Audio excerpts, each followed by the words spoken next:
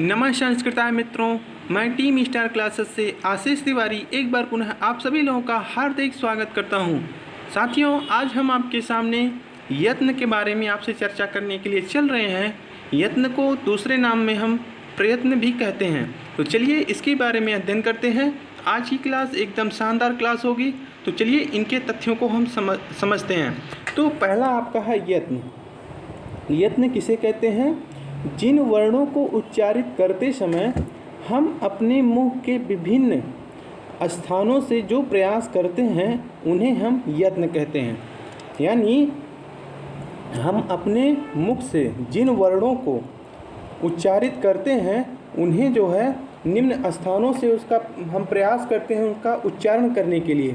वही जो है जो हमारा प्रयास होता है वही जो है क्या कहलाता है? यत्न कहलाता है। क्लियर? यह जो है दो प्रकार का होता है। पहला आपका आभ्यंतर प्रयत्न और दूसरा बाह्य प्रयत्न। क्लियर? अब देखते हैं आभ्यंतर प्रयत्न के बारे में।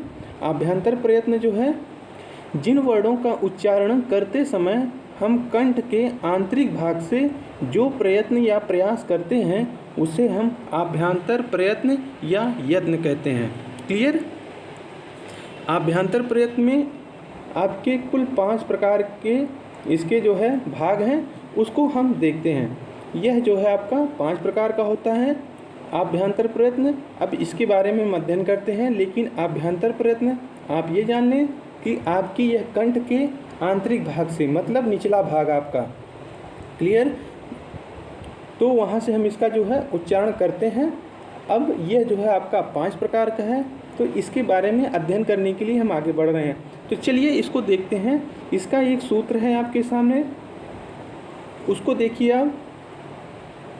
सूत्र है आपका ईस्पृष्टे सत ईस्पृष्टे सद विवृत विवृत संवृतश्च ईस्पृष्टे सत ईस्पृष्टे सद विवृत विवित संवृतश्च। तो ये आपका सूत्र आपका आभ्यंतर प्रयत्न का है। इसको हमने आपके श्लोक के माध्यम से इसको आपके सामने रखा। अब ये आप याद रखिएगा इस सूत्र को, तो आपको नीचे जो 5 इसके प्रकार हैं उसको याद करने में आपको आसानी होगी। तो चलिए देखते हैं। अब पहला आपका है स्पृष्ट। पहला आपका क्या है? स्पृष्ट। स्पृष्ट वर्ण के बारे में हम देखते हैं। स्पृष्ट में आपका क्या होता है? स्पृष्ट का अर्थ ही होता है स्पर्श। ध्यान दीजिएगा, एक एक शब्द पर ध्यान दीजिएगा, तब आपको संस्कृत आपकी मुँह ज़ुबान पर होगी। ठीक ना? तो अब देखते हैं स्पृष्ट का अर्थ क्या होता है? स्पर्श। और स्पर्श में बता दें आपको क से लेकर मा तक, क ख ग घ अंगा च छ ज झ ञ ट ठ ड ढ अड़ त थ द ध न प फ ब भ म। तो ये आपके जो है कि क्या है? स्पृष्ट वर्ण है, यानी स्पर्श वर्ण है। और इनकी संख्या कितनी है? तो 25 है, यानी 25 वर्ण। क्लियर? अब आगे है आपका स्पृष्टेशत। अब ईशत स्पृष्ट। अब देखिए यहाँ पर ईशत स्पृष्ट। अब ये दोनों वर्ण आपके मिलकर एक हो गए हैं यहाँ पर। अब देखते हैं इनके बारे में। ईशत स्पृष्ट। क्लियर? तो ईशत स्पृष्ट में आपका क्या होता है? इसमें आपका जो है जो भी वर्ण आप उच्चारित करेंगे वो थोड़ा सा स्पर्श करेगा। तो उसमें जो है आपका देखिए हमने लिखा है थोड़ा सा स्पर्श जब जो है आपके आंतरिक भाग से हो वो जो है वर्ण क्या कहलाएंगे? तो यण प्रत्याहार के वर्ण यानी अंतस्थ व्यंजन कहलाते हैं, या रा लावा। क्लियर? तो स्पृष्ट वर्ण आपका स्पर्श कहलाता है जो कि का से मा तक, इसमें 25 वर्ण है। ईशत स्पृष्ट आपका इसमें थोड़ा सा स्पर्श होता है, यह आपका यण प्रत्याहार के अंतर्गत आता है, जिसमें या व राला के वर्ण आते हैं और यह अंतस्थ व्यंजन कहलाता है। क्लियर? और आगे है आपका ईशत स्पृष्ट। माफ़ कीजिएगा, ईशत ब्रिवित। ईशत ब्रिवित जो कि यह जो है थोड़ा सा मुख का खुलना होता है। इसमें आप जो है थोड़ा सा मुख को खोलेंगे। आप इसको महसूस करिए, जब आप इसको रीड करें, इसको आप महसूस करें तो आपको जो है पता चलेगा कि इसमें आपका मुंह थोड़ा सा खुल रहा है। इसमें जो है आपका सल प्रत्याहार के अंतर्गत ईसत प्रवृत्ति के वर्ण आते हैं। इसमें आपका है स स स ह, और यह जो आपका ऊष्म व्यंजन के अंतर्गत आता है। तो अभी हम आपको माहेश्वर सूत्र के बारे में आपसे बताया था हमने। तो माहेश्वर सूत्र को यदि आप अध्ययन करेंगे तभी आपको पता चलेगा कि एंग प्रत्याहार, यण प्रत्याहार, सल प्रत्याहार, ठीक ना। तो ये सब प्रत्याहार आपको, एज प्रत्याहार, ये सब तभी आपको समझ में आएंगे। अब हम आपको बता दें कि जैसे यहाँ पे आप यण प्रत्याहार आपने देखा, सल देखा, अच देखा। अब देखते हैं हम यहाँ पे अच को, हम आपको एक बता दें आपको कैसे आपको प्रत्याहार निकालना होगा। तो जैसे आपका अच लिखा है, ठीक ना, अच प्रत्याहार। तो अच प्रत्याहार में कौन कौन से वर्ण आते हैं तो उसको देखते हैं। लेकिन यहाँ पर क्या लिखा हुआ है, स्वर, ठीक ना। अब देखते हैं अच प्रत्याहार के बारे में। अब जैसे आपका माहेश्वर सूत्र में आपका था पहला अयुण, माफ़ कीजिए 1 मिनट, ऐसे लिखा था आपका अ ई ऊण, ठीक ना। तो इसमें जो है आपका 1 मिनट रुक जाइए आप, आपको हम समझा दे रहे हैं अच्छी तरह से। आ ई ऊ, फिर उसके बाद री री ए ओ आ ई ऊड़ री लिक ए ओंग ए औच,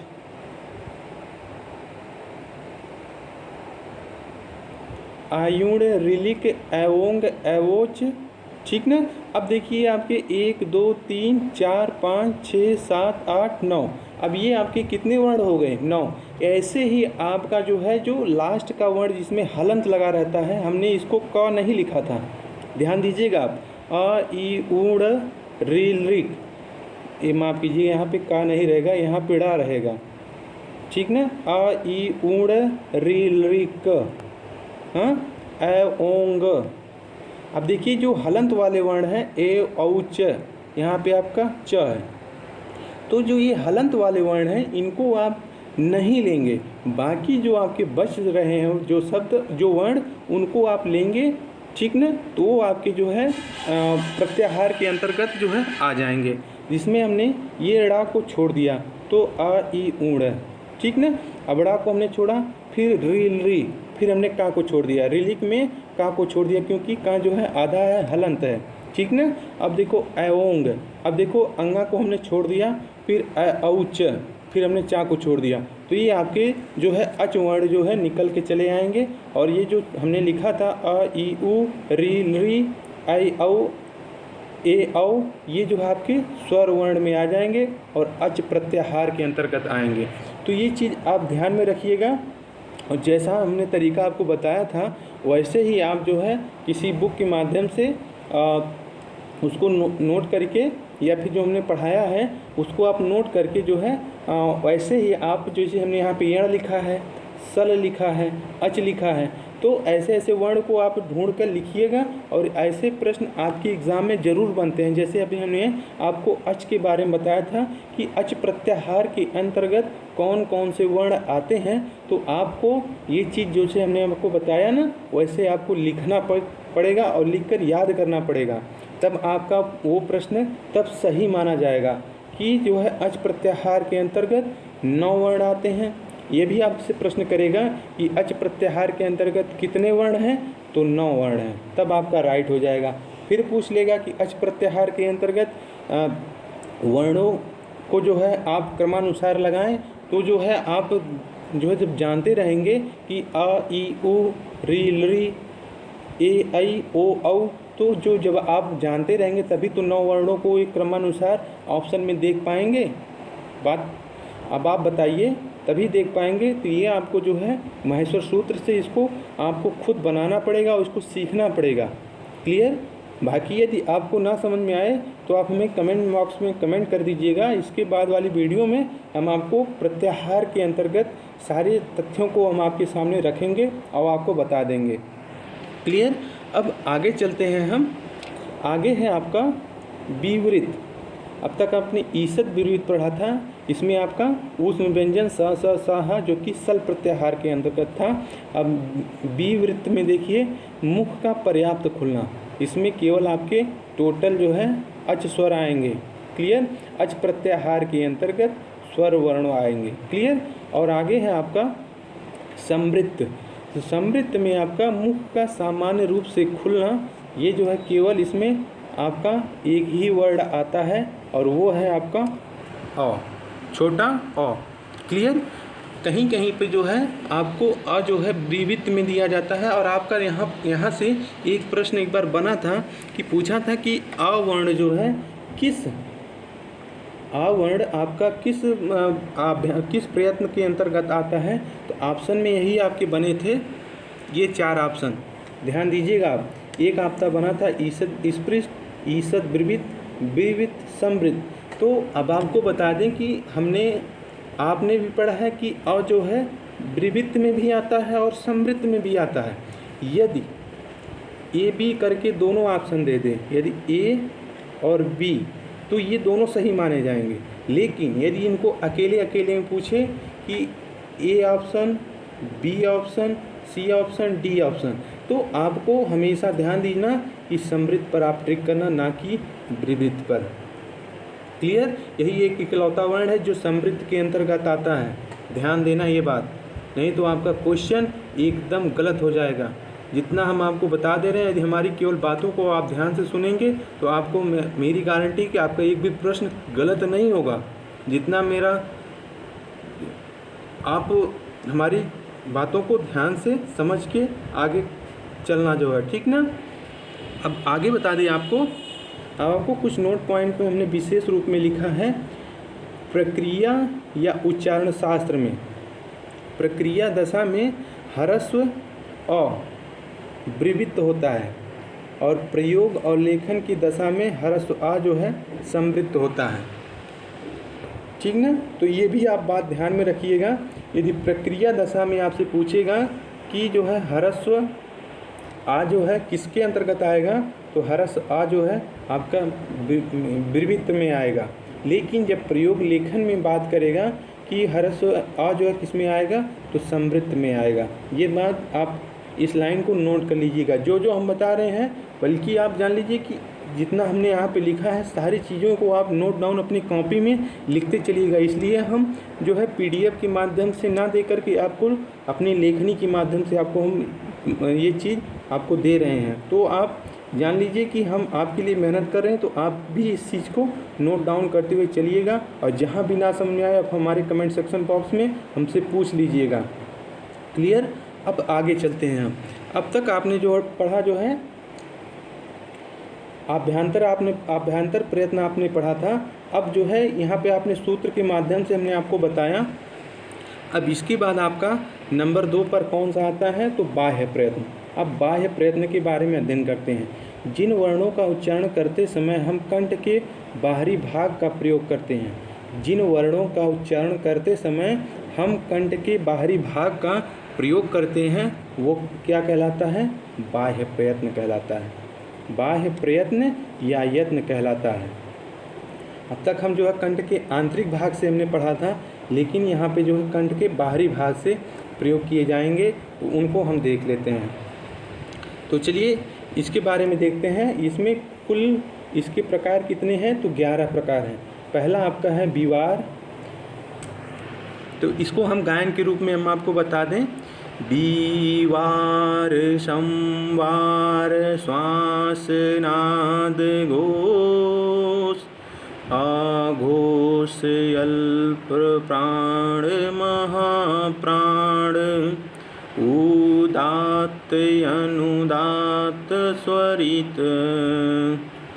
विवार संवार श्वास नाद घोष अघोष अल्प प्राण महाप्राण उदात्त अनुदात्त स्वरित। विवार संवार श्वास नाद घोष अघोष अल्प प्राण महाप्राण उदात्त अनुदात्त स्वरित। तो आप इस तरह याद करेंगे, तब आपको पता चलेगा कि बाह्य यत्न में कौन कौन से जो है इसके प्रकार हैं उसको आप जान जाएंगे।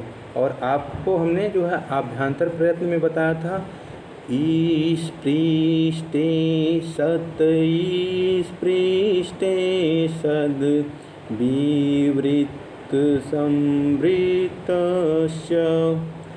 तो आप याद करेंगे तो जो है आपको याद होगा, प्रयास करिएगा तभी आप जो है इसको याद कर पाएंगे। क्लियर। तो हम इस पृष्ठ आपको आभ्यंतर का हमने आपसे बताया था, फिर से आप उसको याद करिए क्योंकि वहाँ से आपके काफ़ी ज़्यादा प्रश्न बनते हैं। हम एक बार फिर से उसको रिपीट कर दे रहे हैं जो है। तो आपका है ईश पृष्ठे सत ईश पृष्ठे सत विवृत विवृत संवृतस्य। तो इसको आप ध्यान देकर याद कर लीजिएगा। अब हम आगे चलते हैं। अब देखते हैं जो बाह्य प्रयत्न के अंतर्गत जो आपकी इनको जो है कुछ सूत्रों के माध्यम से बांटा गया है, ठीक ना। श्लोक के माध्यम में हमने आपको यहाँ पे लिखा है, उसको आप जानते रहिए, ठीक ना। तो बाह्य प्रयत्न के अंतर्गत पहला आपका है, इसको हमने यहाँ पे नोट डाउन किया है, इसको लिखिएगा। तो लिखा है इसमें खरो विवारा श्वासा घोषास्य, खरो विवारः श्वासा घोषास्य। अब देखते हैं इसमें, अब आपको खर प्रत्याहार के अंतर्गत, अब देखिए यहाँ पर आपको महेश्वर सूत्र की ज़रूरत पड़ेगी। तो आपको बता दें हम 11वां और 13वां, ये इनके बीच के जितने भी वर्ण आपको मिलेंगे सिर्फ हलंत वाले वर्ण को छोड़कर, जैसे यहाँ पर हमने का लिखा, ठीक ना, इसको आप छोड़ देंगे। बाकी जो बिना हलंत वाले होंगे उनको आप कॉपी में नोट करिएगा, बुक के माध्यम से। चाहे हमने आपको वीडियो दिया था, उस वीडियो को आप खोलेंगे तो आपको 11 से 13 वर्ण के बीच में जो भी आपके वर्ण आएंगे वो किस में आएंगे, तो खर प्रत्याहार के अंतर्गत आएंगे। इसको आप ध्यान से लिखिएगा, तब आपको समझ में आएगा कि खर प्रत्याहार, अच प्रत्याहार, सल प्रत्याहार, यण प्रत्याहार, तो इनमें कौन कौन से वर्ण आएंगे तब आपको पता चलेगा। लेकिन वही हलंत वाले वर्ण को आप छोड़ दीजिएगा। क्लियर। अब बता दें आपको कि 11 से 13 के बीच में जो भी वर्ण हैं वो आपके खर प्रत्याहार के अंतर्गत आएंगे, और उनमें आपका विवार, श्वास और अघोष, ये सभी वर्ण जो हैं खर प्रत्याहार के अंतर्गत आते हैं। उसमें आपको हम बता दें खफ छ ठ त चट तव क प य स स। तो ये जो है आपके विवार, श्वास और घोष के अंतर्गत ये इतने वर्ण आपके जो है 11 से 13 खर प्रत्याहार के अंतर्गत आएंगे। ध्यान देना आप। क्लियर। तो 11 से 13 के अंतर्गत आपकी विवार, श्वासा घोषाश, तो ये खर प्रत्याहार के अंतर्गत हो जाएंगे। इसमें विवार, श्वास और अघोष के अंतर्गत खफ छठत चटत कप स, तो ये आपके क्या हो गए, खर प्रत्याहार के अंतर्गत आ गए। क्लियर। अब जो है आप, अब यहाँ से आपको बता दें, अब दूसरा आपका पैटर्न है, दूसरा भाग है हस प्रत्याहार के अंतर्गत आने वाले वर्ण कौन कौन से हैं उसको देखते हैं। दूसरा आपका है हस प्रत्याहार, ठीक ना। तो यहाँ पर इसको हमने फिर से सूत्र के माध्यम से आपके सामने रखा है। तो हसो संवारेनाद घोषस्य, हसो संवारनाद घोषस्य। तो ये जो है आपके हस प्रत्याहार के अंतर्गत संवार, नाद और घोष। क्लियर। तो ये जो है आपके हस प्रत्याहार के अंतर्गत आएंगे, जिसमें आपका संवार, नाद और घोष। अब इनके अंतर्गत मतलब हस प्रत्याहार के अंतर्गत अब आपको बता दें 5 से लेकर 10, यानी आपको बता दें कि आपका 5वां वर्ण कौन सा होगा। तो प्रत्याहार माहेश्वर सूत्र में, तो आपको बता दें कि यदि आपको नहीं याद है तो फिर से मैं आपको याद दिला दें 5वां वर्ण कौन सा, 5वां लाइन कौन सी है माहेश्वर सूत्र में। तो आ ई ऊण 1, रील रीक 2, ऐ औंग 3, ऐ औच 4, फिर उसके बाद औच के बाद हयवरट। अब देखिए पांचवा आ गया ना, पांचवा आपका क्या हमने आपसे बोला, हयवरट। अब देखिए यहाँ पे हयवरट टा को छोड़ दिया क्योंकि वो हलंत था। क्लियर। और फिर उसके बाद लण, लण में ड़ा भी जो है आपका क्या था, ड़ा हलंत है, तो यहाँ पे केवल ला हमने लिया। फिर उसके बाद क्या था, यमंगणम, तो यमंगणम को ले लिया, माँ को हमने छोड़ दिया। फिर उसके बाद झभई था, झभ को ले लिया, यहाँ को छोड़ दिया। फिर घड़ ध स, फिर खष्टी सा को हमने छोड़ दिया, जब गढ़ द, ठीक ना। तो जब गढ़ द को हमने ले लिया, जब फिर यहाँ पे हमने सा को छोड़ दिया। क्लियर। तो ऐसे ही आपको हस प्रत्याहार के वर्ण आप खुद जो है जाके महसूस सूत्र से बनाइएगा, और जितने भी हमने आप प्रत्याहार को आपके सामने बताया उसको आप खुद जाके बनाइएगा। तब आप ऑप्शन में आपके यही वर्ण दे दिए जाएं और पूछ लेगा किस प्रत्याहार के अंतर्गत हैं, तो आपको ध्यान देना होगा ये बात कि जो है यहाँ पे शुरुआत किससे हुई। अब एक बात और ध्यान देना, यहाँ पे हा से है, तो हा से यहाँ पे शुरुआत हो गई, यानी पाँचवें वर्ण से। क्लियर। अब देखिए ह है, अब फिर यहाँ पे आपका लास्ट वर्ण क्या है, सा है। अब देखिए यहाँ पे हमने ज ब ग ड द स, अब यहाँ पे दा के बाद क्या आएगा, सा आएगा, बड़ा वाला सा, तो क्या है आपका आधा है, तो यहाँ पे देखिए ह सा क्या है, आधा है। ठीक ना। तो इस तरह से आप जो है प्रत्याहार को ढूंढ सकते हैं। मतलब पहला वर्ण जो है आपका हलंत नहीं लगेगा, लेकिन लास्ट वाले वर्ण में आपका हलंत रहेगा, और वो भी यहाँ पे जो लिखा रहेगा वो उसको छोड़ देंगे आप, लेकिन बाकी की जो वर्ण हैं वो आप नोट करेंगे, और वही वर्ण जो है आपकी परीक्षा में आपको दे दिए जाएंगे। पूछ लेगा कि हस प्रत्याहार के अंतर्गत कौन कौन से वर्ण आते हैं, तो आप सीधा सीधा जवाब यही देंगे और यही आपको ऑप्शन में मिलेगा। क्लियर। अब आगे चलते हैं। आगे है आपका नंबर 3 पर, हाँ, वर्गा नाम प्रथम तृतीय पंचमा यणस्य अल्प प्राणा। अब इसको गायन करते हैं। वर्गाणाम प्रथम तृतीया पंचमा यणस्य अल्पा प्राणा। तो ये आपके वर्ग जो है प्रथम तृतीय और पंचम जो वर्ण आते हैं वो यणस मतलब यण प्रत्याहार में, ठीक ना, अल्प प्राण के अंतर्गत आते हैं। ध्यान देना आप। अब देखिए यहाँ पे पहला वर्गों का पहला वर्ण, तो देखिए आप वर्गों का पहला वर्ण क्या है, कचट तप। ठीक ना, कचट तप। तो पहला वर्ण आपका पू चू टू तू पू। तो ये आपके वर्गों के जो पहले वर्ण हैं उनको जो है लिया गया है यहाँ पे। ठीक ना, तो उनको जो है ये आपके पहले वर्गों के पहले वर्ण आएंगे। अब देखते हैं यहाँ पे वर्गाणाम प्रथमा। ठीक ना, अब इसको हमने क्लियर किया। अब देखते हैं आगे आपका क्या है, तो यहाँ पे लिखा है तृतीया। तो तृतीया में क्या है, तृतीय वर्ण में ज ब ग ड द, ज ब ग ड द। क्लियर। अब उसके बाद पंचम में क्या है, तो पंचम में आपका है यमंगणनम, यमंगणनम अल्पा प्राणा यमंगणनम, अल्प प्राणा यमंगणनम। तृतीय वर्ण जब गढ़ द, तृतीय वर्ण जब गढ़ द। और आगे है आपका यण प्रत्याहार में, तो अभी आपको हमने बताया यर ल व, यण प्रत्याहार यर ल व। वर्णों के बाह्य जो है, वर्णों के जो बाह्य भाग में होंगे वो अल्प प्राण के अंतर्गत आएंगे। क्लियर। अब आगे देखते हैं। अब हमने आगे जो है हमने यहाँ पे क ख ग घ अंगा को लिखा है। अब आपको बता दें कि यहाँ पे आपका जो अल्प प्राण के अंतर्गत आएंगे वो भी हमने आपसे बात की। वर्गों का प्रथम स्थान अल्प प्राण, वर्गों का जो है ये प्रथम स्थान है। ठीक ना, तो अल्प प्राण है। वर्गों का जो द्वितीय स्थान है वो आपका महाप्राण है। अब देखिए प्रथम स्थाने, तृतीय स्थाने, पंचमा स्थाने अल्प प्राणाः।